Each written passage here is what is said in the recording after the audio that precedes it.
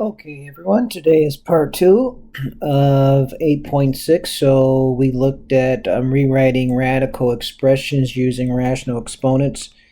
So for example, if I had 8 raised to the 2/3, that would be the same as a cube root of 8 raised to the second, or it would be the cube root of 8 squared. Either one. So we looked at that. And now today we'll look at simplifying and evaluating radical expressions and expressions containing rational exponents. But for the most part, rationalizing the denominator. So let's take a look here. The property we'll be using most is this here, that the nth root of a divided by b is equal to the nth root of a divided by the nth root of b. So we have the square root of 25 over 16. And that's equal to the square root of 25 over the square root of 16, which is 5 over 4. So just some more examples. If I have the square root of 81 over 25, that's equal to the square root of 81 over the square root of 25, which is 9 over 5. And then finally, if I have the square root of 121 over 49, that will equal the square root of 121 divided by the square root of 49. And that would be 11 over 7. In each case, though, my index was 2. Well, we have to work with higher indexes now. Okay, so we're used to working with index 2, the square roots. We need to work with cube roots, fourth roots, and fifth roots, and so on and so forth. Okay, the next set of problems, again, we'll still stay with square roots, but we'll look at rationalizing the denominator, which basically means get rid of the radical in the denominator. To rationalize the denominator means to get rid of the radical in the denominator. So to recall how to do that, if I have 5 divided by the square root of 2, the way I can rationalize the denominators, I just multiply the numerator and denominator by the radical in the denominator. So that would give me then 5 root 2 over square root of 2 times the square root of 2 is the square root of 4. And you say, wait a minute, but that didn't get rid of the radical in the denominator, but it does, because we know that the square root of 4 is 2. See, the radical is gone in the denominator. A couple more here. So again, if I have 3 over root 5, if I want to get rid of the radical in the denominator, I just multiply by the radical that's in the denominator, both the numerator and denominator, and that will then give me 3 radical 5, and then root 5 times root 5 would be root 25, but that will get rid of the radical in the denominator over 5.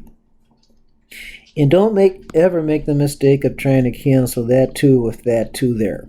You can't do that because I have a radical in the numerator and I don't have a radical in the denominator. Do not try and cancel that 5 with that 5. That is incorrect. Okay, I have a radical in the numerator and I don't have a radical in the denominator.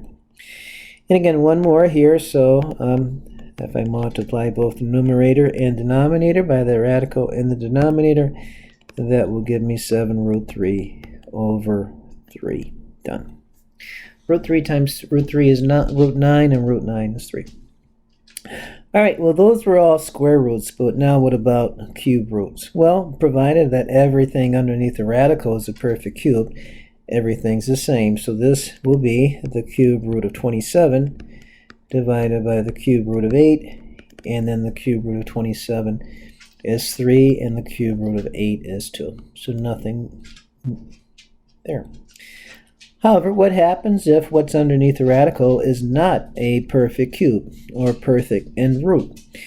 So again, we'll just use the property that the cube root of 5 over x to the third is equal to the cube root of 5 over the cube root of x to the third, which will just equal the cube root of 5 over x.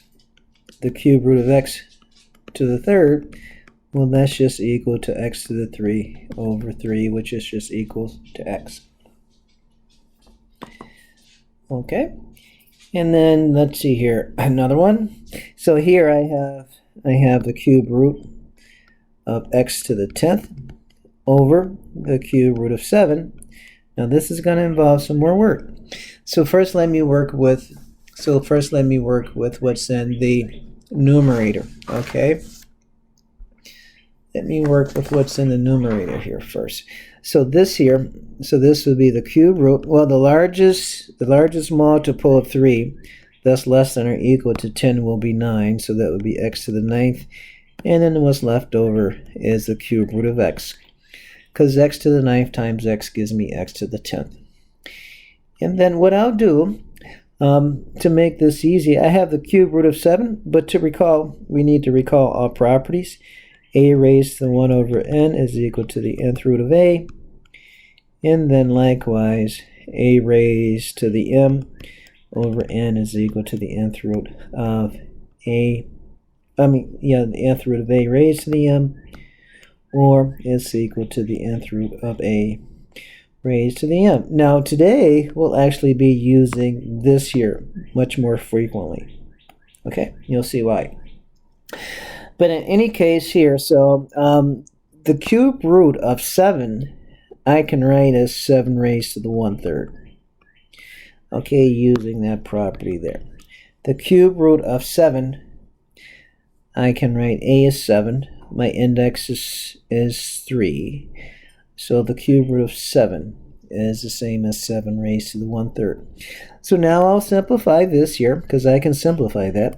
9 divided by 3, index 3 will be 3, so this will equal then, the cube root of x to the 9th will equal just x to the 3rd times the cube root of x over 7 raised to the 1/3.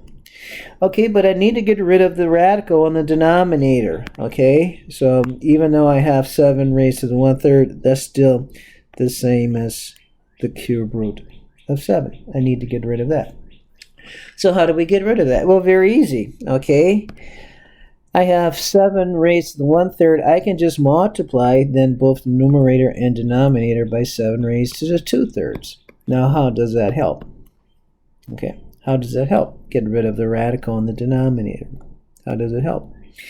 Well, 7 raised to the 1/3 times 7 raised to 2/3.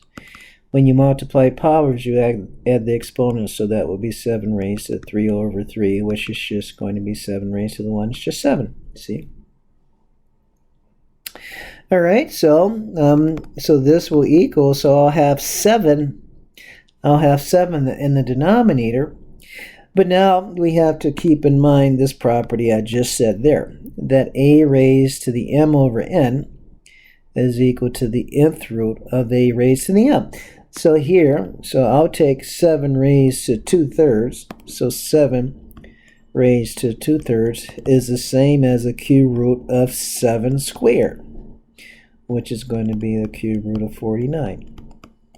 Okay? All right, so what I'll do then, I'll have my x to the 3rd times my cube root of x, but then I'll write 7 raised to the 2/3 as the cube root of 49. Okay, the cube root of 49. You see? And then now I can just multiply through. So I have x cubed, and then the cube root of x times the cube root of 49. You multiply x and 49, you get the cube root of 49x all over 7. Simplify. So let's do a couple more of these here. They're a little more involved. But just remember, the most important property we'll be using now is that, as well as that. So those are the important ones here. All right, very important. So let's look at 2 more examples. So let's say here I have this here. I have the cube root of 16x squared, and I'm going to divide that by 3. So I'll first work with the numerator. Well, this was going to equal the cube root of 16x squared over the cube root of 3. All right, so, but the largest perfect cube root factor of 16 is 8, so I'll write this then as a cube root of 8, and I have my index is 3, the largest multiple of 3 that's less than, there's no multiple of 3 that will give me 2. Okay, my only multiples of 3 would be 3, 6, 9, so on and so forth. So then I need to write, finish this up. So I have the cube root of 8 times the cube root of 8 times 2 is 16, but then I have x squared, because that's what's left over.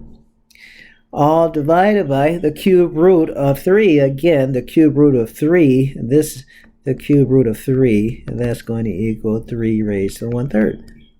Cube root of 3. So I'll write this 3 raised to 1/3. Right?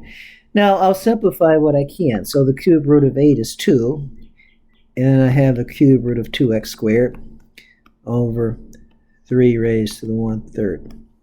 But I want to rationalize the denominator.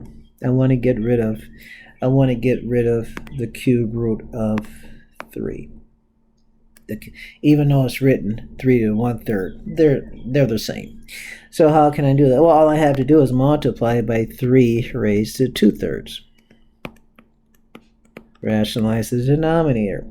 Again, why? Because 3 raised to 1/3 times 3 raised to 2/3 is going to be 3 raised to 3/3, which is just going to be 3. And then 3 raised to 2/3 is going to be the cube root of 3 squared. Again, the most important properties we're using are these right there. Okay. So the cube root of, or 3 raised to 2/3 is equal to 3 raised, or the cube root of 3 squared, and that's going to equal the cube root of 9. All right, so I can write this then, so this will equal 2 times the cube root of 2x squared times the cube root of 9, because 3 raised to 2/3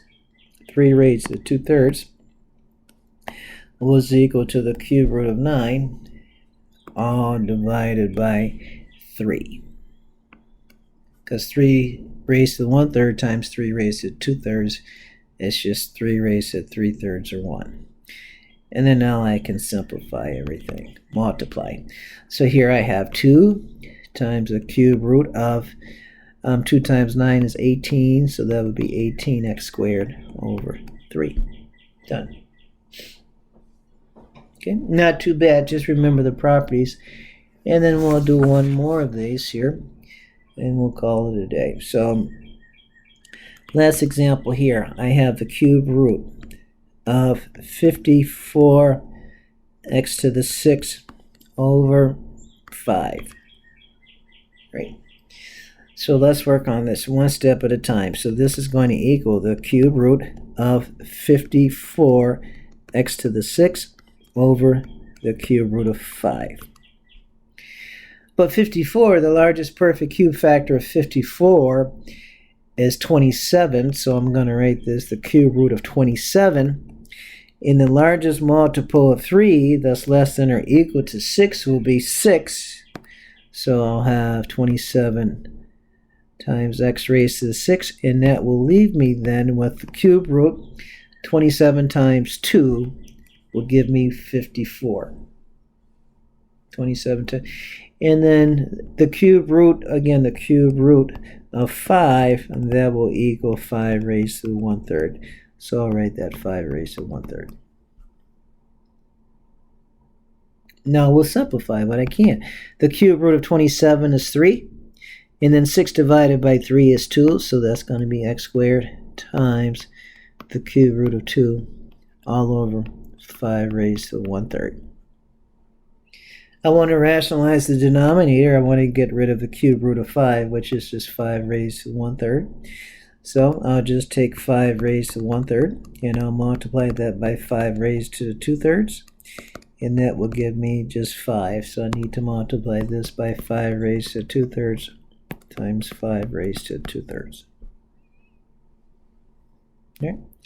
But we have to remember that 5 raised to 2/3, well, that's equal to the cube root of 5 squared. again, you got to remember the properties I've been talking about out there, the two. You have to remember those two right there. All right, and so 5 raised to 2/3 then is going to be equal to, let me just clear that up, that will be the cube root of 5 squared, which is the cube root of 25. Okay, so now I'll just rewrite this. This will be 3x squared times the cube root of 2 times the cube root of 25, because we just said that 5 raised to 2/3. Come on, undo. Why doesn't that want to undo? Okay, so 5 raised to 2/3. We just said was just the cube root of 25. Oops. So that was the cube root of 25. All divided by 5. And so here, so now all that's left to do is to multiply. So 3x squared times the cube root of 2 times 25 is 50, all over 5. Done. And again, don't try and make the mistake of canceling 5 and 50. You can't do that because one is underneath the radical symbol and one is not. All right. So there. So now you understand why it's important to be able to go from radicals to rational. Very important. A raised to 1 over n is equal to the nth root of a, and a raised to the m over n is equal to the nth root of a raised to the m, or is equal to the nth root of a raised to the m. These are the two key properties you have to remember when working with this.